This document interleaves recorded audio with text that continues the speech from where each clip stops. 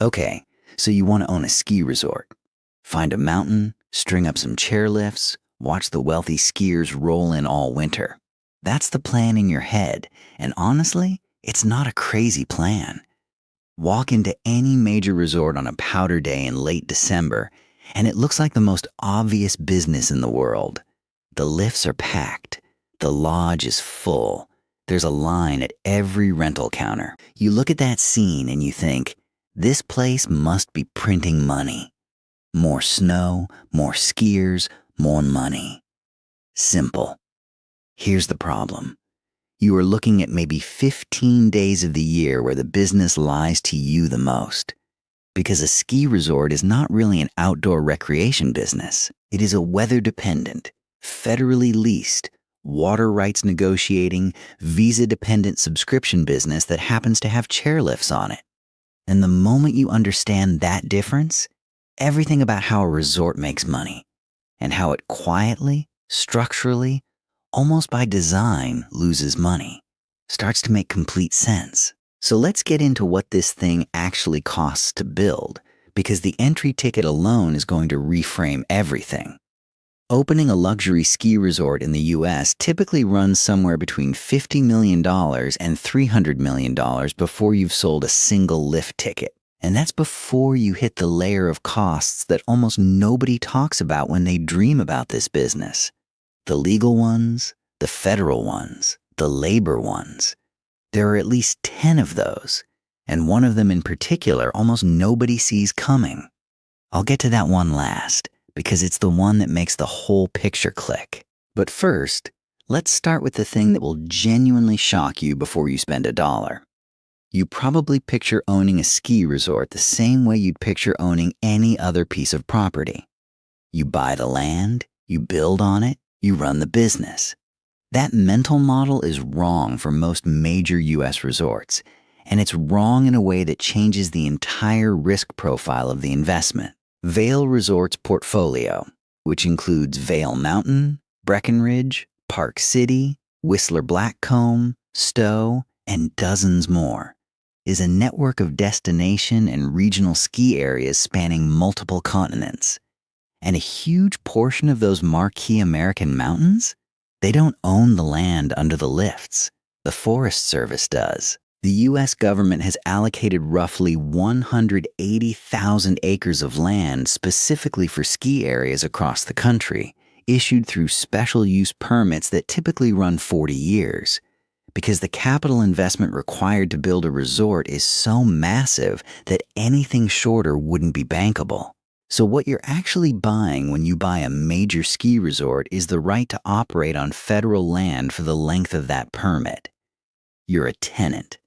A very expensive tenant, with gondolas and grooming machines and a $300 hotel, but a tenant. And that permit can theoretically be challenged, renegotiated, or come with new conditions when it comes up for renewal. Most people picture owning a mountain. The reality is that many of the most famous resorts in America are on a 40-year federal lease with a clock running. That's the foundation. Now let's talk about something that sits just underneath it, literally underground, that caused an actual legal war between the ski industry and the federal government. In 2011, the Forest Service proposed that ski resorts transfer their water rights to the federal government. The reasoning was pretty straightforward from the government's side. As water rights in the American West climbed in value, they were worried that resorts might eventually find it more profitable to sell the water than to use it for snowmaking.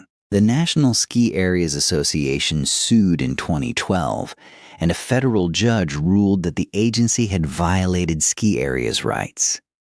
Think about that for a second. A business that most people think of as a family vacation destination was fighting a federal lawsuit over whether the water underneath it was worth more than the skiing itself. That's the actual legal reality of this industry, and it's buried so far below the surface that almost nobody who talks about buying a ski resort ever mentions it.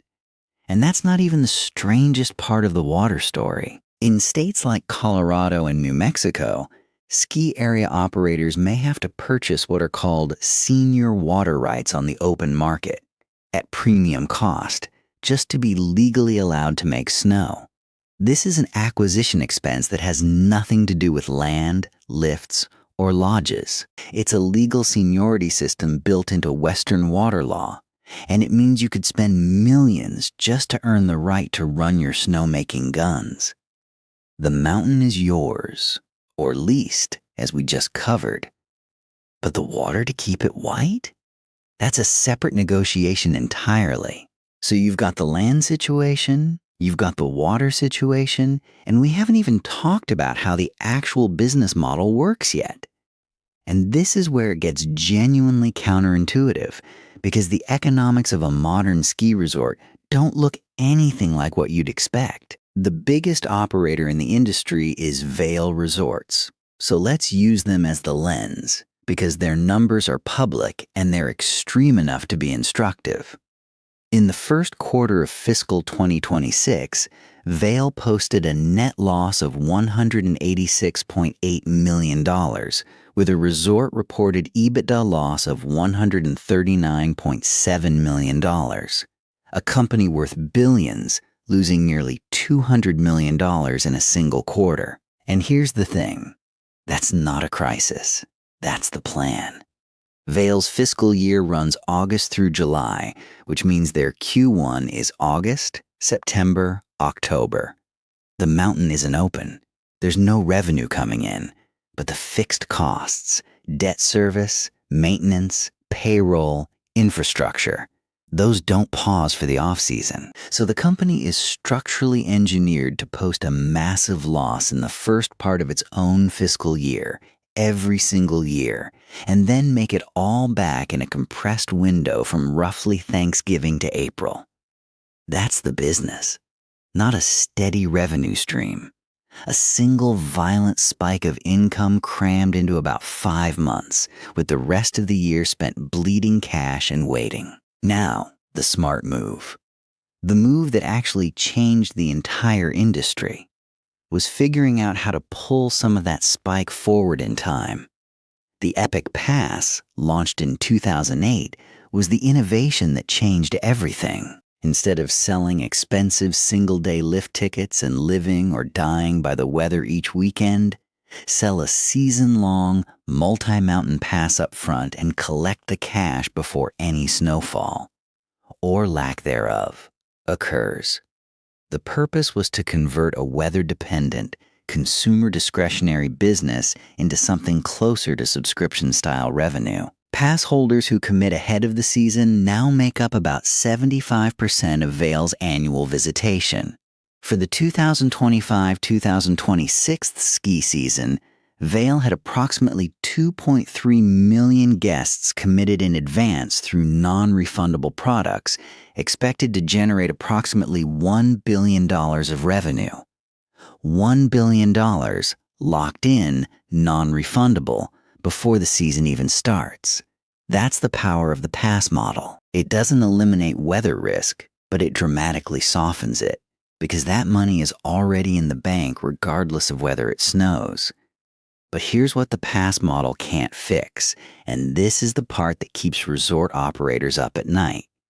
In fiscal 2026, the western U.S. had one of the worst snow droughts on record. Q3 of fiscal 2026, the core ski season, saw total skier visits fall 15.5%, resort net revenue drop 7%, and net income fall 19.3% year over year. Management was forced to cut full-year fiscal 2026 guidance for resort EBITDA to $735 to $755 million, well below the original $842 to $898 million target. The pass revenue held. The discretionary spending, lessons, food, rentals, day tickets, cratered because when the mountain looks bad, people simply don't show up for those extras. The subscription model protects you from catastrophic collapse. It doesn't protect you from a bad snow year eating your margin alive. And there's another assumption about ski resort economics that's almost universally wrong, and it's the one I want to address right here because it affects how you'd think about the whole investment thesis. Everyone assumes the real money in ski resorts is real estate. Mountain town condos, ski-in, ski-out properties, the whole land empire story. The reality, at least for the biggest public operator in the industry, is the opposite.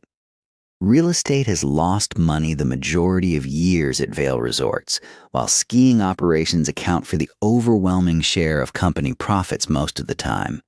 The mountain town condo empire story people tell about ski resort economics is largely a myth, at least at the corporate level. The skiing is the business. The real estate is mostly a cost center with a nice view. All right, so we've got the land situation, the water rights, the compressed cash flow model, the pass economics, and the real estate myth.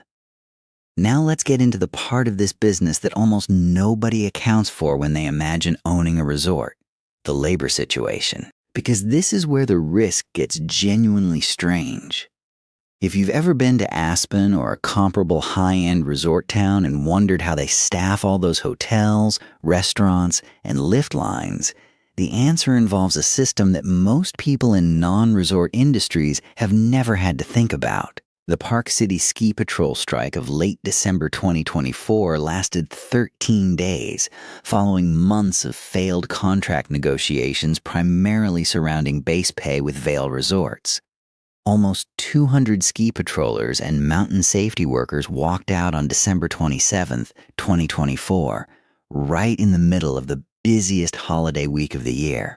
Almost immediately, Vail faced harsh backlash as visitors shared videos of long lift lines, and the anger built over those 12 days as local business owners worried about the impact. The city's mayor pleaded for an agreement, and Vail's stock price tumbled as the situation became nationwide news. Think about what that means structurally. In most industries, labor leverage is spread out across the year. A truck driver strike hurts a supply chain over weeks and months. A ski patrol strike at a major resort hits during the single most profitable 2-week window of the entire year. The labor leverage isn't diffuse. It's concentrated into a narrow window that can determine the whole year's numbers. 200 people with that kind of timing have enormous power, and the December 2024 strike proved exactly how much. But the labor picture gets even more complicated when you look at where the workforce actually comes from. Aspen Skiing Company hired nearly 350 foreign workers on H-2B and J-1 visas last season, roughly 1 in 10 of their total employees. An immigration attorney who works with resort employers has said that if you removed the foreign workforce from Aspen, there simply wouldn't be enough workers to run the place. That's not a slight exaggeration.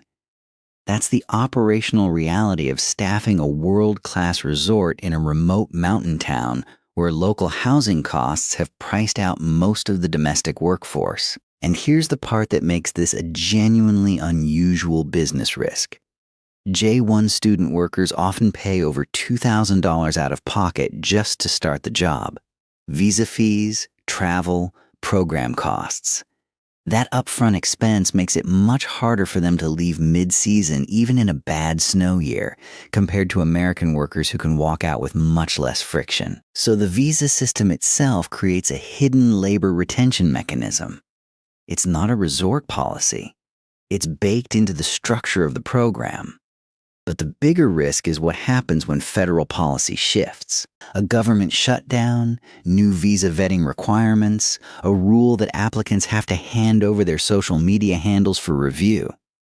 Any of those things can slow down the hiring pipeline for Vermont or Colorado ski areas that depend on J-1 and H-2B workers, sometimes just weeks before the season opens. There is no equivalent to this in almost any other capital-intensive infrastructure business. Your staffing pipeline doesn't run through HR. It runs through the State Department. And the State Department does not operate on a ski season schedule. So here's where we've landed, and this is the thing I promised at the start that almost nobody realizes until they've looked at all of it together. The ski resort business has a structural risk profile unlike almost any other business at its scale. You don't own the land. You lease it from the federal government on a 40-year permit. You may have had to buy water rights separately just to make snow. Your revenue is compressed into 5 months, with the pass model protecting your floor but not your ceiling. Your real estate arm probably loses money. Your most operationally critical workers, ski patrol, have maximum leverage during your single most profitable week of the year. And your seasonal workforce pipeline runs through immigration policy, which can change with almost no warning every single season. None of that makes it an impossible business. Vail Resorts generated total net revenue of $2.96 billion in fiscal 2025, with resort EBITDA of $844 million. There is real, serious money in this industry.